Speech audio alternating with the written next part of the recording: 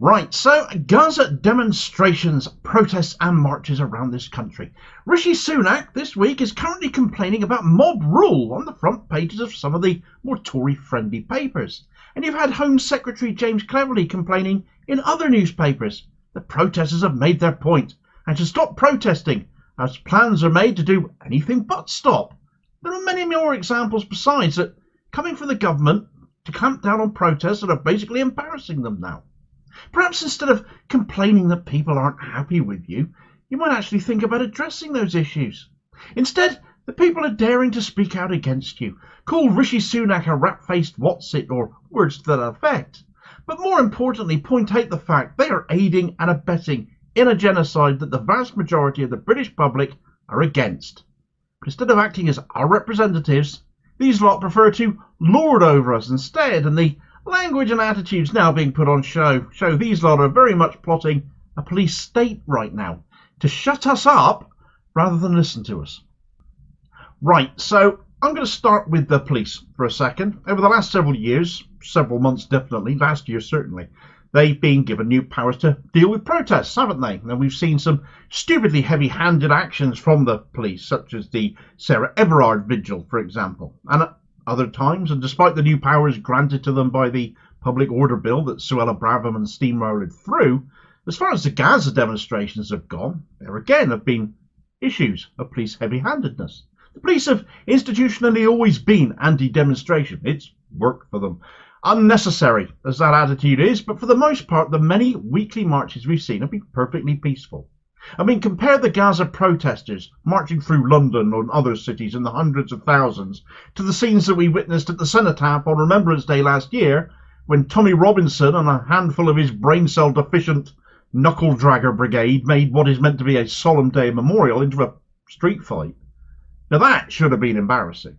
Could also have been a lot worse if the Met Police Chief hadn't ignored Braverman's demands to deploy more police to a peace march being organised elsewhere, determined that they would be the problem, her swivel-eyed hard-right lunacy being proven wrong as the police, despite being mostly in the right place, still struggled that day. But again, what we're seeing is a message that it is those marching for what is right and good and decent, and at a bare minimum reasonable, that are again being targeted because we have a government unwilling to listen to them. And actually, when you consider the reasons for these marches, for a free Palestine, for an end to the genocide, the bending over backwards again just shouts that our politicians, and not just the Tory ones, are more interested in listening to Israel and their lobbyists than the people who vote and elect them. But then with a voter system that ensures one or other of those parties always takes power, why should they listen to us? They can forever and a day just take turns with each other and be perfectly content with that. Where's their incentive to listen to us in that? Why not try and just rule and control us instead? The marches are going to keep happening because this country won't stop aiding and abetting Israel. For as long as the politicians don't listen, we'll carry on, and so we now have this accusation of Sunak telling police chiefs that it is time to end mob rule. His words, not well chosen ones either, because the only mob ruling this country right now is the one led by the unelected, mandateless Sunak himself. I suppose he's running out of other terms to describe protesters that haven't resonated and haven't worked to turn public opinion against the marches. Seeing kids on social media with their limbs getting blown off is harder hitting than calling them hate marches or the people in them terrorist sympathisers. It hasn't worked, has it? It's hilarious in one respect because it was only the other day he suspended the Tory whip from Lee Anderson saying words matter and language matters. Just not his, apparently. He's different. He's special. He's rich. Quite frankly, if I was the police, I'd arrest him on the spot and take him to an interview room and ask for his confession on all of that. But I suppose if this likely direction of police state travel I alluded to a moment ago comes to pass, there will be plenty more to interview Sunak over in the future. Then there is Home Secretary James Stupidly, of course, where Sunak has gone to the Daily Mail and the Tory Graph, the usual Tory papers, to say his piece on mob rule.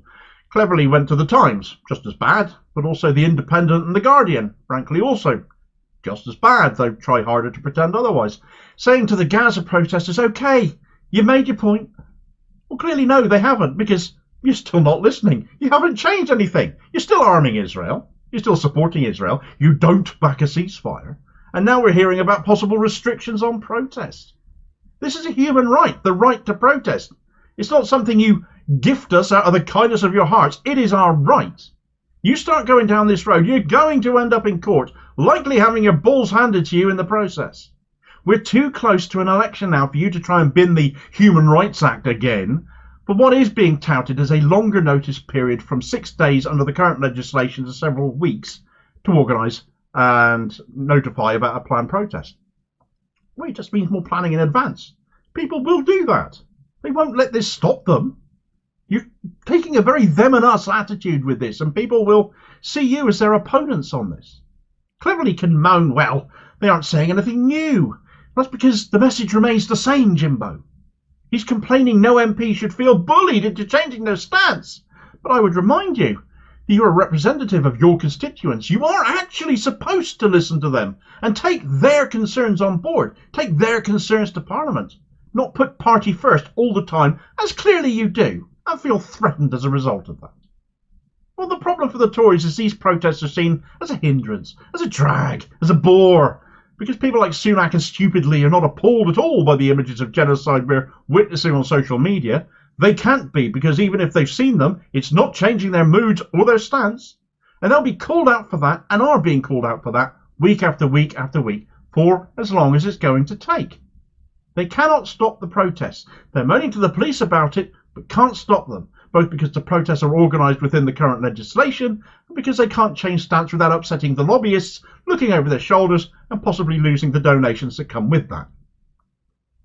The people protesting, I'm sure, would rather they didn't have to go out each week and still attempt to shame a government that doesn't seem to feel any shame to change what it's doing. I'm sure there's plenty of other things they would rather be doing.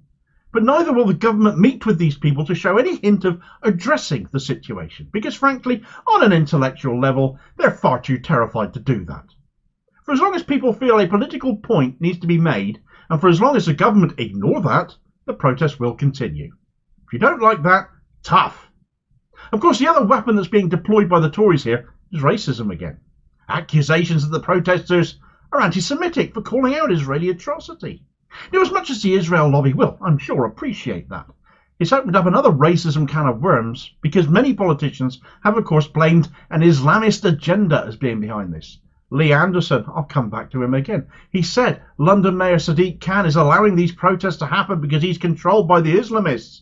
And that, of course, got him suspended.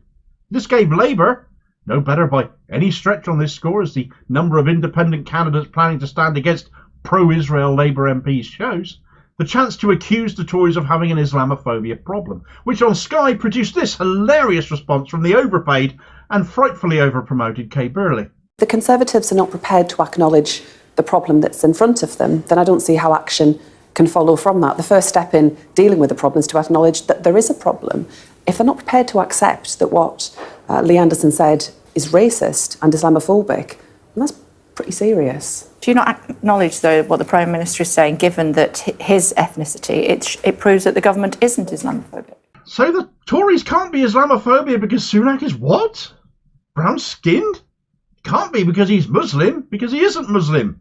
He's Hindu.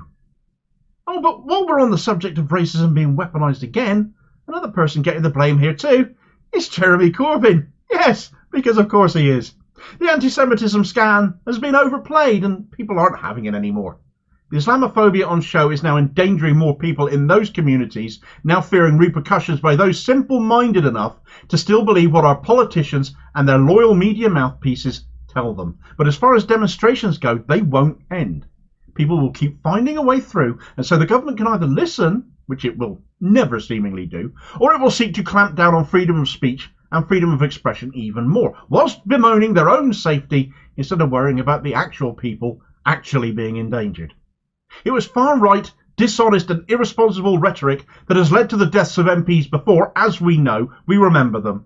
Yet here they are, again, our politicians actually stoking hate against others whilst worrying about themselves. And of course this has been thrust into the spotlight more by the current Speaker of the House of Commons, Lindsay Hoyle, and whatever happened between him and Keir Starmer behind closed doors as his excuse to shaft the SNP over a Gaza ceasefire.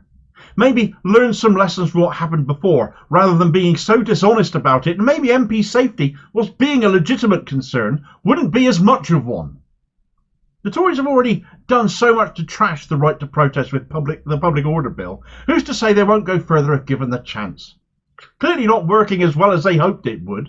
We have Sunak calling demos mob rule and promising to do whatever it takes to crack down on the violence and aggression seen at protests, except more often than not, that has come from the police, not the protesters. But when the protesters are carrying a message the government will not agree with, and in light of Sunak and stupidly meeting with police chiefs this week, protecting our right to protest when they don't like the protests is not what is going to happen. Things will tighten up further if they're allowed to do it.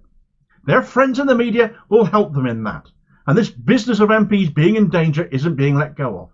Trevor Phillips on Sky sat there and invoked Oliver Cromwell storming Parliament and holding MPs at sword point if they didn't act as he wished. That is not happening now.